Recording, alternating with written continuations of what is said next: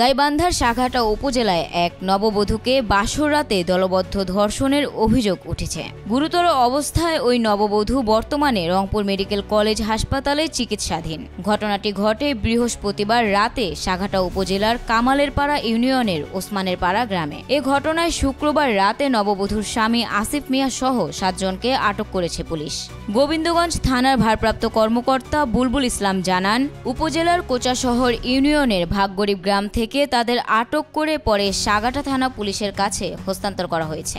গোবিন্দগঞ্জ উপজেলা স্বাস্থ্য কমপ্লেক্সের আবাসিক মেডিকেল অফিসার ফাহাদ আল আসাদ বলেন, শুক্রবার দুপুরে ওই নববধূকে হাসপাতালে আনা হলে তার শরীরে ধর্ষণ ও শারীরিক নির্যাতনের আলামত পাওয়া যায়। অবস্থার অবনতি হলে উন্নত চিকিৎসার জন্য তাকে রংপুর মেডিকেলে পাঠানো হয়।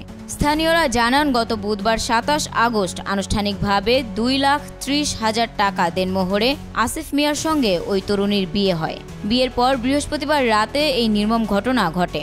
সাঘাটা থানার উপপরিদর্শক আমিনুল ইসলাম বলেন, প্রাথমিক জিজ্ঞাসাবাদের জন্য 7 জনকে আটক করা হয়েছে। তদন্ত শেষে প্রকৃত অপরাধীদের চিহ্নিত করে আইনগত ব্যবস্থা নেওয়া হবে। অনামিকা আক্তার,